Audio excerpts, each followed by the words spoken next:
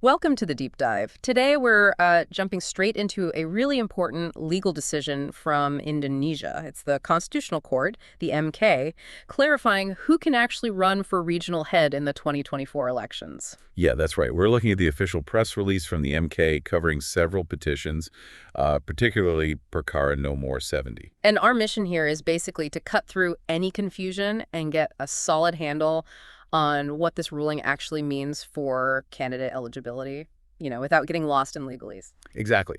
So the whole thing started because of the minimum age requirement, for governors, regents, mayors. It's in Article 7 of the Regional Head Election Law. Okay, so it wasn't about the specific age, like 30 or whatever, but when a candidate needs to be that age. Was that the sticking point? That was precisely it. Is it when they, register to run? Or is it later, assuming they win, when they actually get inaugurated? That was the uncertainty. Gotcha. And the Constitutional Court has now settled that. They have, very definitively. They stated that all the requirements listed in Article 7, and that includes the minimum age, they absolutely must be fulfilled before the General Election Commission, the KPU, officially determines who the candidates are. Ah, okay. So before they're officially on the list. Right. Just Saldi Isra explained it pretty logically, too.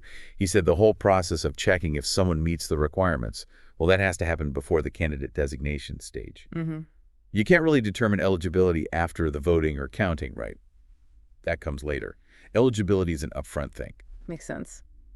And did the court mention how things have worked in the past? Yeah, they did. The MK pointed out that actually since the 2015 regional elections, the sort of common understanding and practice has been that eligibility is checked at that candidate designation point. So this ruling kind of reinforces what's been happening. Interesting. So it's not totally new, just solidifying it. Did they look at other types of elections too, like for the national parliament or the presidency? They did. They drew parallels. The court explained that it's consistent across the board for legislative candidates, for presidential and vice presidential candidates.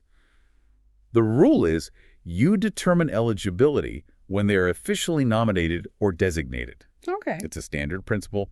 Tick the boxes before you're declared a candidate. But wait, you said Article 7 itself doesn't explicitly say at the time of candidate designation. So how did the MK justify reading it that way? Good question.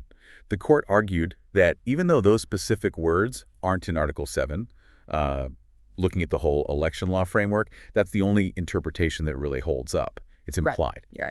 They also noted, importantly, that the Constitution itself doesn't set age limits for these regional posts, that power belongs to the lawmakers, the legislative body. So the age minimum itself is a legislative decision. All right, so it's about practical application and the broader legal context, the intent.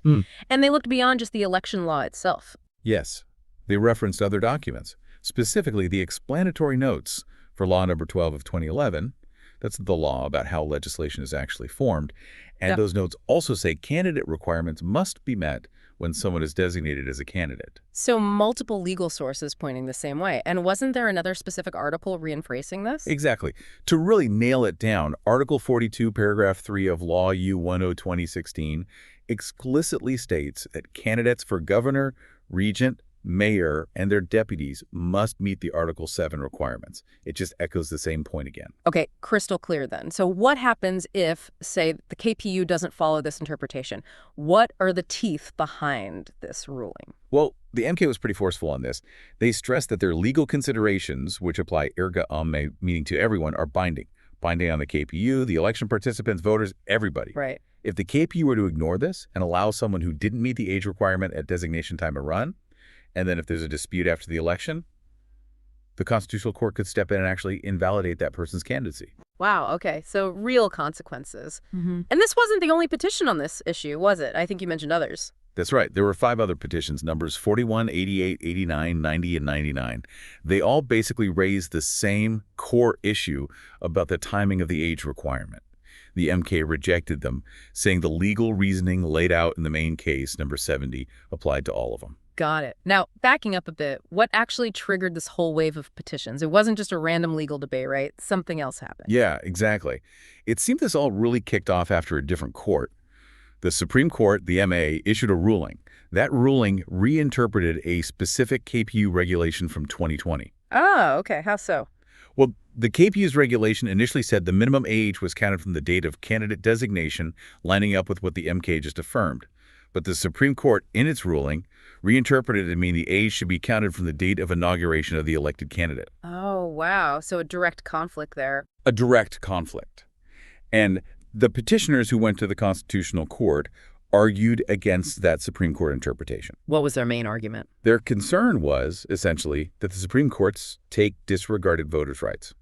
It could potentially allow someone who wasn't actually eligible when they started running to become eligible later, just by hitting the age requirement by Inauguration Day.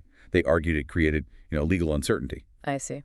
So the Constitutional Court basically sided with the KPU's original interpretation and pushed back against the Supreme Court's reinterpretation. That's the long and short of it, yes. Yeah. The MK has drawn a clear line.